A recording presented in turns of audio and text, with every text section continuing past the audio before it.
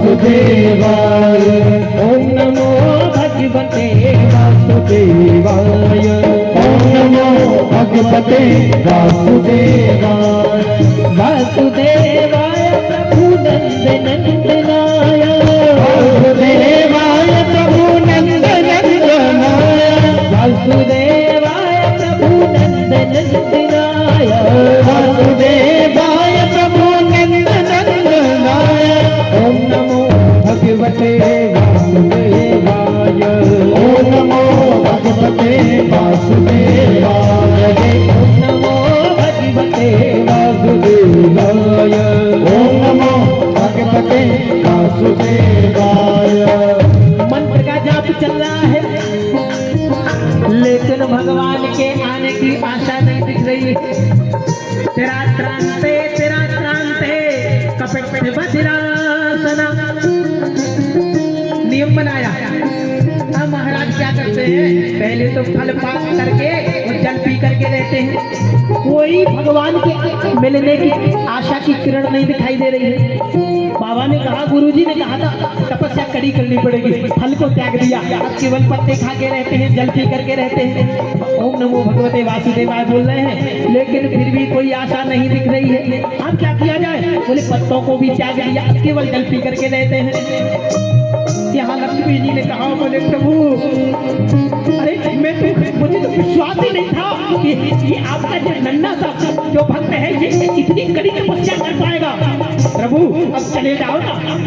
भगवान ने कहा, हे देवी मेरे भक्त को तुम साधारण समझती हो, अरे ये क्या तपस्या है, आगे आगे देखो होता क्या है। अब तो क्या हुआ कि अभी तक भी भगवान के आने की कोई आशा की किरण नहीं दिख रही। क्या किया जाए? तपस्या और कड़ी की। जल पीते हैं, जल को भी त्याग कर दिया। ओम नमो भगवते वासुदेवाय, जल छोड़ दिया, अब केवल श्वास को पी करके रहते हैं, श्वास का पान करते हैं, लेकिन फिर भी भगवान के आने की आशा की किरण नहीं दिखाई दे रही है। लक्ष्मी जी ने कहा, अब तो जाओ, अब तो जल भी छोड़ दिया, कहीं इसने प्राण त्याग दिए तो। महाराज हुआ क्या? अब भक्त ध्रुव ने विचार किया कि अब तो मैं श्वास भी नहीं लूंगा प्रभु, अगर आप जब तक नहीं आएंगे तब तक मैं श्वास नहीं लूंगा। प्राणायाम चढ़ाया, सांस अवरुद्ध कर ली और ओम नमो भगवते वासुदेवाय का जाप करते रहते हैं। अब महाराज यहाँ भक्त ध्रुव ने श्वास को जैसे ही रोका, संसार के समस्त जीव जंतुओं की सांस बंद हो गई, कोई सांस नहीं ले पा रहा है। इंद्र को सांस लेने में तकलीफ होने लगी, दौड़े दौड़े भगवान के पास गए, प्रभु ये क्या हो रहा है, हम लोग सांस नहीं ले पा रहे हैं। समस्त संसार में चारों तरफ सब लोग बिलखने लगे, हाहाकार मच गया, ये कौन सी बीमारी आ गई। लक्ष्मी ने कहा, बोले अब तो जाओ। भगवान उठे, भगवान जाने लगे। लक्ष्मी ने पीठ पीताम्बर पकड़ लिया भगवान का, कहाँ जा रहे हो? भगवान ने कहा, बोले मैं अपने भक्त ध्रुव का दर्शन करने के लिए जा रहा हूँ। देवी ऐसा भक्त संसार में पहली बार हुआ है, ऐसा भक्त नहीं हुआ। और भगवान उठे और भगवान वहां पर पहुंच गए जहां भक्त ध्रुव तपस्या कर रहे हैं। लेकिन महाराज स्थिति से देखो कि यहाँ भगवान सामने खड़े हुए हैं, लेकिन भक्त ध्रुव नेत्र बंद करके केवल यही गा रहे हैं, ओम नमो भगवते वासुदेवाय। ओम नमो भगवते वासुदेवाय। ओम नमो भगवते वासुदेवाय। ओम नमो भगवते वासुदेवाय।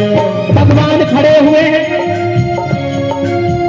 अब देखो भगवान खड़े हुए हैं, भगवान कह रहे हैं, बोले मैं जिसके सामने आ जाता हूँ वरदानों की लंबी चौड़ी लिस्ट हमारे सामने प्रकट कर देता है।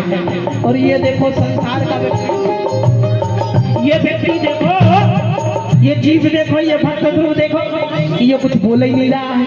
भगवान ने देखा कि माजरा क्या है, भगवान ने जैसे ही ध्यान लगा करके देखा, हो इसने तो मेरी बाकी छवि को अपने हृदय में बसा करके रखा है, और जब तक हृदय में मैं रहूंगा तब तक ये नेत्र खोलने वाला नहीं है। भगवान ने अपनी छवि को अंदर ध्यान किया और जैसे ही छवि कहीं चली गई वो छटपटा नेत्र खोल दिए।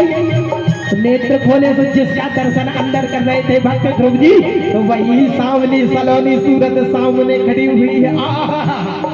अब भक्त ध्रुव बोलिए भक्त वत्सल भगवान की जय। भक्त ध्रुव ने जैसे ही देखा भगवान को, मेरा गोविंद इतना सुंदर है, इतने सुंदर है मेरे प्रभु। अब भक्त ध्रुव भगवान को देखे, वो भगवान भक्त ध्रुव को भगवान देखे कि देखो तो ये बोल ही नहीं रहा है कुछ। भगवान ने कहा कुछ बोल तो।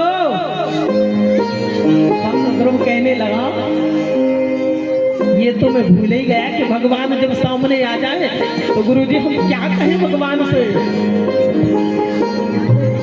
भगवान समझ गए, क्योंकि 5 वर्ष की अल्पायु में, क्योंकि भक्त ध्रुव कहीं किसी पाठशाला में पढ़ने के लिए नहीं गए, सीधे डायरेक्ट भगवान को पाने के लिए निकल गए।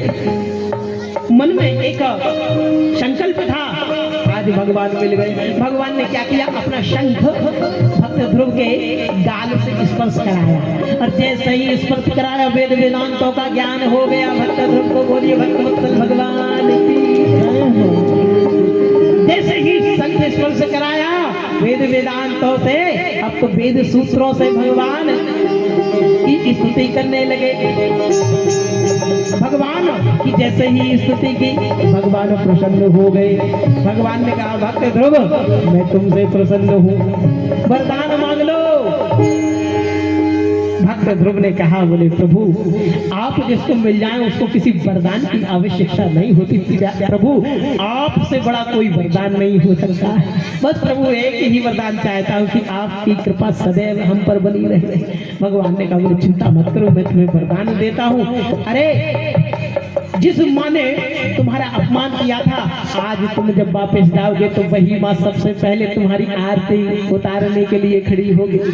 अब महाराज जिसके साथ भगवान होते हैं ना, संसार उसके पीछे पीछे आ जाता है। इधर भक्त ध्रुव का कल्याण किया भगवान अंतर